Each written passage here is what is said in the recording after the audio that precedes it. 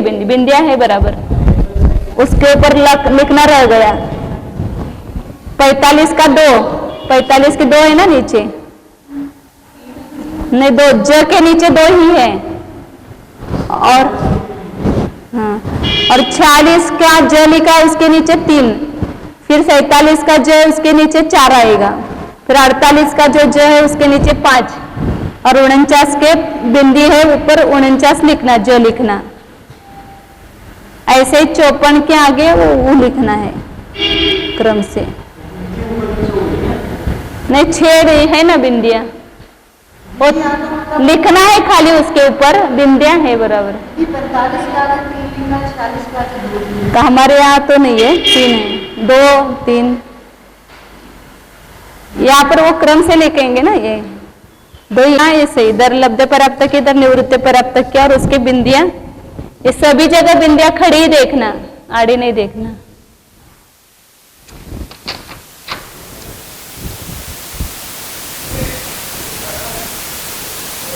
आकार बरोबर कसं काढलंय बघ किती ध्वजस्तंभ। ये जो नीचे दीदी ये 4-5 लाइनें बना रखी है, इसका मतलब 1 2 3 4 ध्वजस्तंभ निकालना है ना, तो नहीं ध्वजस्तंभ के नीचे ऐसे 4 ये होता है ना नीचे, हमारे इसमें 84 नहीं कुछ मतलब नहीं, आगे और उसके वो एक किया, वो ऊपर क्या बोलते शिखर जैसा किया, और नीचे वो कट्टड़ा, क्या बोलते हैं उसको, सीढ़ी रहती है ना नीचे ध्वजस्तंभ के, वहां ऐसे चारों तरफ वो लगाते हैं, और बीच में वो ध्वजस्तंभ होता है, और ऊपर उसके ध्वजा होती है।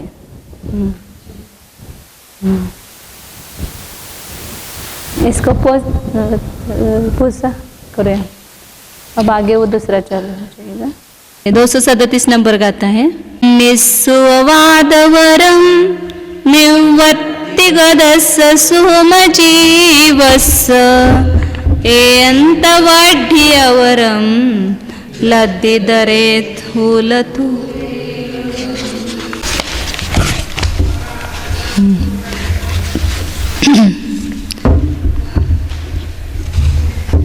उनतीस तक हो गए ना, वहां पर लब्ध पर्याप्त का एकांत वृद्धि का वहां जगने हुआ था 29 नंबर पर। फिर सन्निस उवादवरम नहीं 28 तक हुआ था।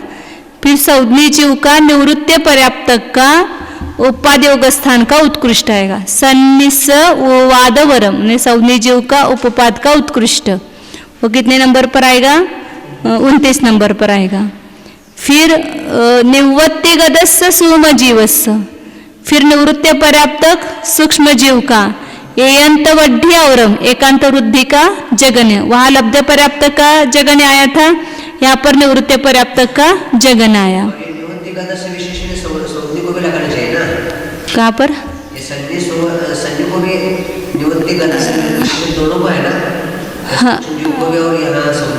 हाँ सौधनी जीव का तो उत्पाद का उत्कृष्ट रह गया, वो निवृत्ति पर्याप्त का ही होगा। और आगे सूक्ष्म जीव का निवृत्ति पर्याप्त का ही लेना है, एकांत वृद्धि का जगन्य आएगा। दोनों में भी निवृत्ति पर्याप्त ही लेना है ना। सौधनी पंचेंद्रिय निवृत्ति पर्याप्तक और सूक्ष्म एकेंद्रिय निवृत्ति पर्याप्तक। फिर लब्ध इधरे मतलब बादर एकेंद्रिय का लब्ध पर्याप्तक का एकांत वृद्धि का जगन्य आएगा। फिर थूल थूले, फिर बादर एकेंद्रिय निवृत्ति पर्याप्त का एकांत वृद्धि का जगन्य आएगा। लब्ध इधरे मतलब लब्ध पर्याप्तक और निवृत्ति पर्याप्तक ऐसा लेना। लब्ध मतलब लब्ध पर्याप्तक और इतर मतलब निवृत्ति पर्याप्तक, वो क्रम से बादर लेना।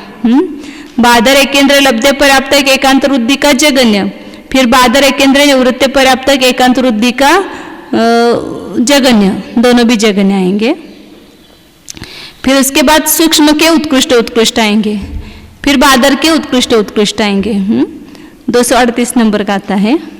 जेठम तो बादर बादरे वरम होदी अंतरम वरम लद्दिग सोमईदर वरम पिपरिणामी।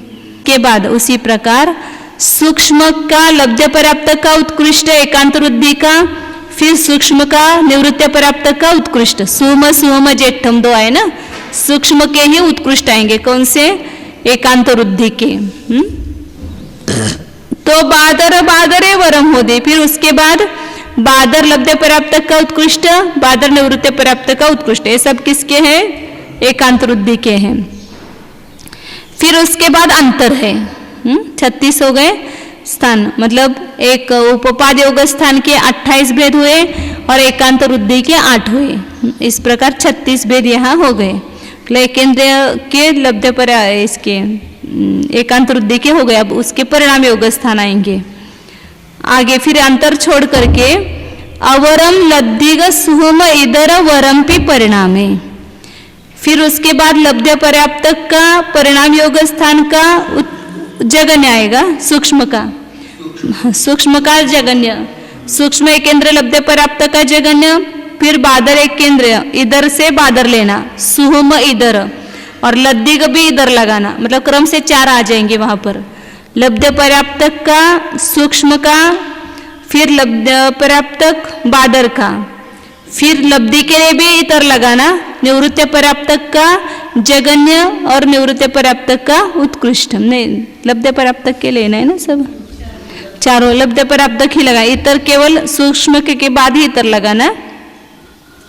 मतलब परिणाम योग स्थान में 4 लेंगे क्रम से, सूक्ष्म के अवरम वरम दोनों लेंगे, जगन्य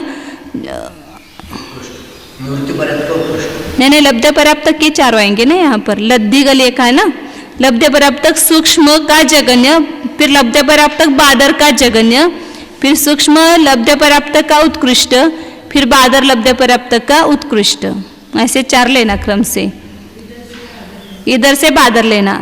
और अवरम पहले लिखा है, उसके बाद वरम लिखा है।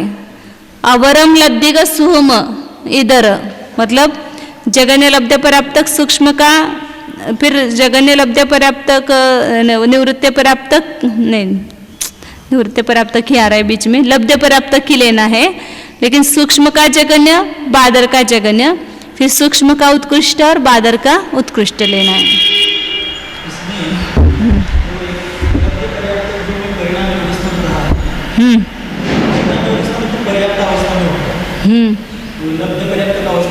वो लिया ना वहाँ पर, 2 त्रिभाग में एकांत वृद्धि और 1 त्रिभाग में परिणाम योग स्थान, ऐसे अपेक्षा से लेना वैसा।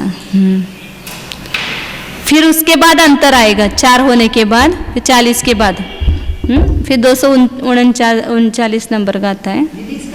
परिवे पुणो तपुण्णाणं च उवरि अंतरियम ए अंतवड्डी ठाणा तसपन लद्दिस अवरवरा।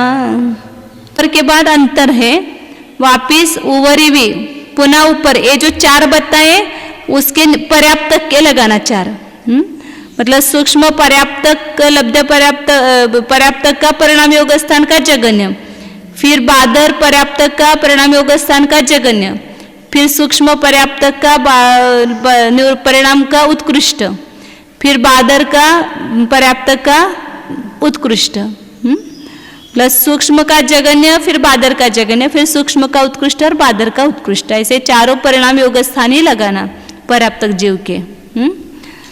क्योंकि सूक्ष्म और बादर 2 भेद हुए और उसके जगन्य और उत्कृष्ट 2 भेद, मतलब 4 भेद हुए। फिर उवरे अंतर्यम, फिर उसके बाद अंतर है 4 के बाद।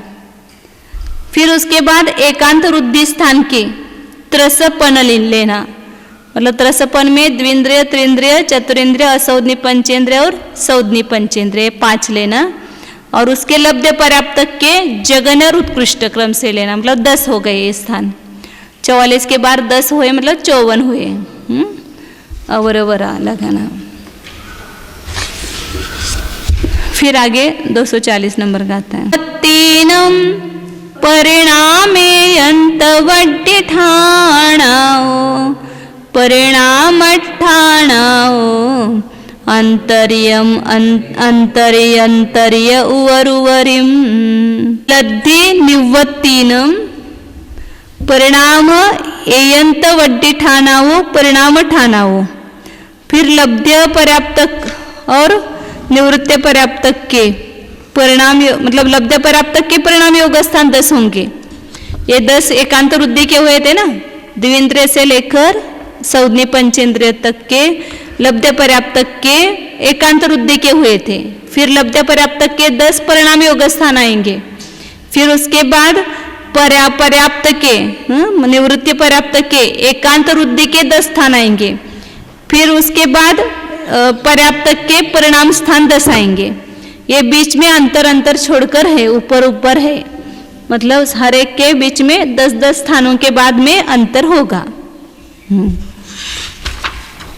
तो ये 84 स्थान हो गए।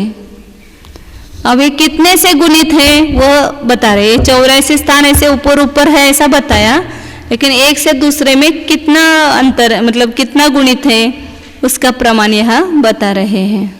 ए देसिम ठाणाओ पल्ला संख्येच भाग गुण हेट्टिम गुण हानि सलाम अन्नोन्न भत्तमित्तम तू। ये स्थान जो है वो पल्ले के असंख्यात्वे भाग गुणित क्रम है, और इसमें जो ये है वो कितना है, हेट्टिम गुणहानि शला, नीचे की गुणहानि शला का जो है वह अन्योन्य भत्तमेत्तम, मतलब परस्पर का जो गुणकार होगा वह उतनी मात्र है। मतलब उसके नीचे कितने बार दोगुना दुगुना दुगुना दुगुना हो गया होगा ना, वही उसकी क्या हो गई, अन्योन्याभ्यस्त राशि हो गई, मतलब उतने बार गुणित होगा। नीचे का जो सूक्ष्म केंद्र लब्ध पर्याप्त को नीचे का कहेंगे। फिर उसके ऊपर दूसरा कौन सा है, सूक्ष्म केंद्र निवृत्ति पर्याप्त का है।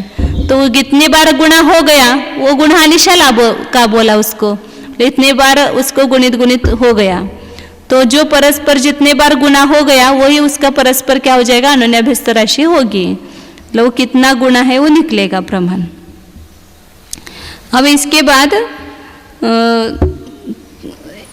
योग स्थान जो है ये सब 84 योग स्थान या सब योग स्थान जितने भी हैं उसकी अपेक्षा से निरंतर काल कितना है इसका वो बता रहे, प्रवृत्ति काल। मतलब कोई भी एक योग स्थान हुआ तो कितने समय तक लगातार हो सकता है उसका प्रमाण बता रहे।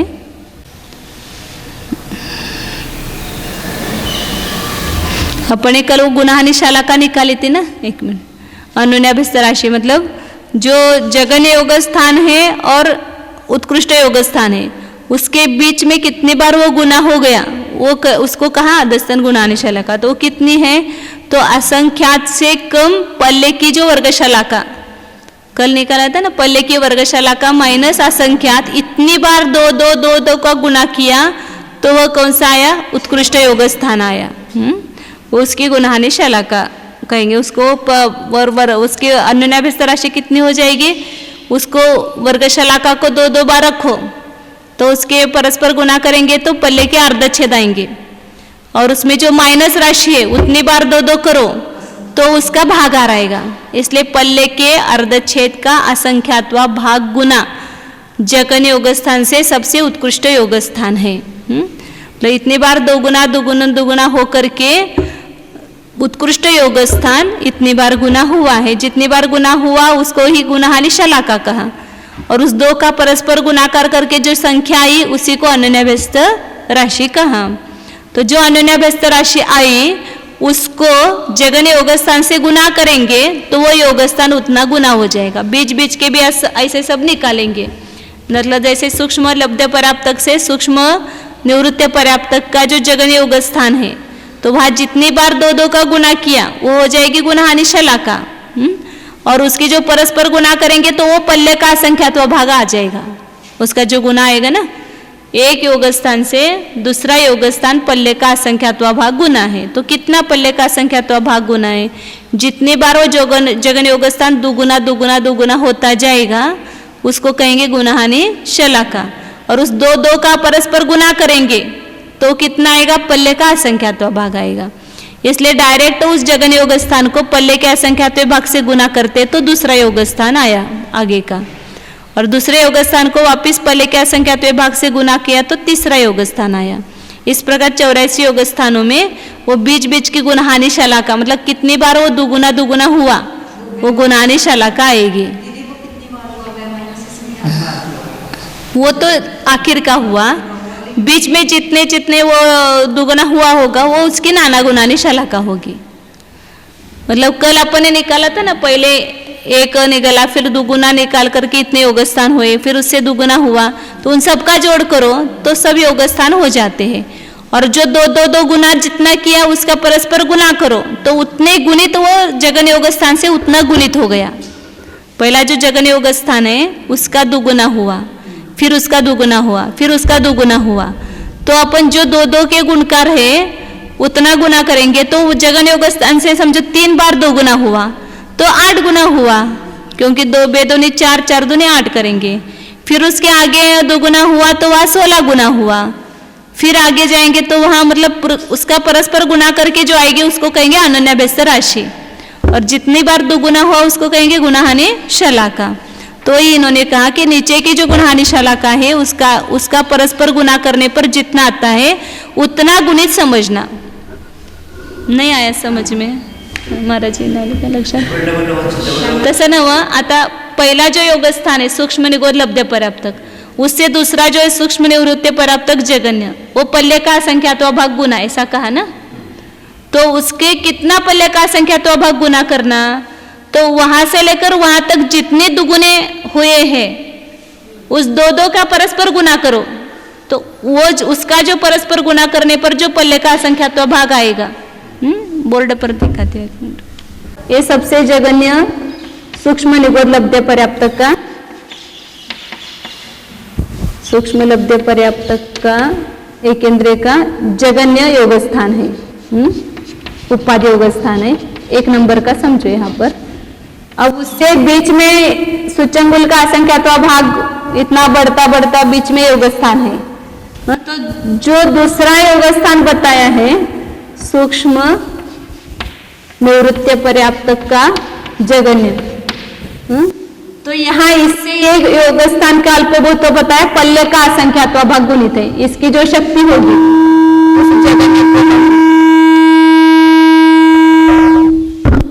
पल्ले के असंख्यात्व भाग से गुना करेंगे, तो इसका आता है। तो ये पल्ले का असंख्यात्व भाग ये इसके अन्यन्याभ्यस्त राशि हुई। मतलब क्या हुआ कि इससे यहाँ बीच में दुगुना हो जाएगा, फिर उससे दुगुना हो जाएगा आगे, फिर इससे दुगुना हो जाएगा।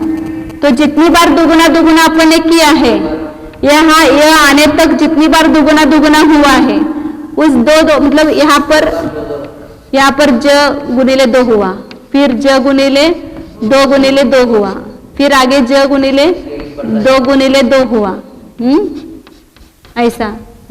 तो यहाँ आने तक जितने दुगुने हुए जितने दुगुने हुए उसको कहेंगे नीचे के गुणहानि शलाका, उतनी बार वहां पर नीचे गुणाहीन कहेंगे और ऊपर कहेंगे उतनी बार बढ़ता हुआ है।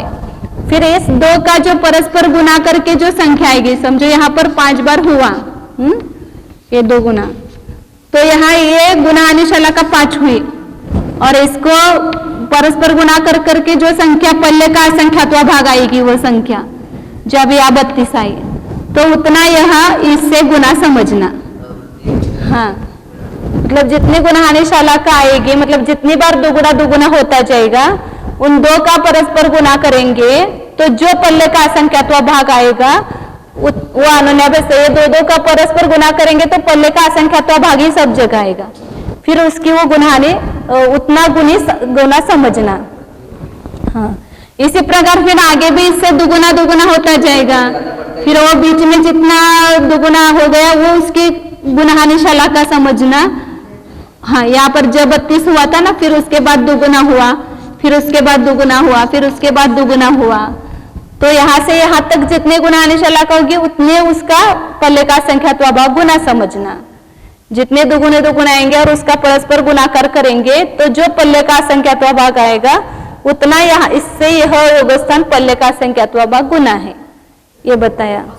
तो सामान्य रूप से क्या बताया कि एक योगस्थान से ये आगे का जो अल्पभूत तो बताया हुआ दूसरा योगस्थान, एक योगस्थान से लगातार दूसरा नहीं लेना, ये 84 स्थानों में जो दूसरा है वह पल्ले का संख्यात्वा भाग गुणित है, ऐसा बताया। दूसरे से तीसरा पल्ले का संख्यात्वा भाग गुणित है, तीसरे से चौथा पल्ले का संख्यात्वा भाग गुणित है, कितना पल्ले का संख्यात्वा भाग गुणित है, तो उसके नीचे जितनी गुणहानि शलाका बनेगी, मतलब जितने दुगुने होंगे उसका परस्पर गुना करो, तो जो वहां पर आए राशि उतना गुना समझना पल्ले का संख्यात्वा भाग। इस प्रकार हर इसमें समझते जाना। जब तक बोर्ड पर नहीं दिखाते ना वो समझ में नहीं आती बात। गणित जो विषय है वो मौखिक बैठ करके पढ़ाओ तो नहीं आता है समझ में, तो स्पष्ट नहीं होता है।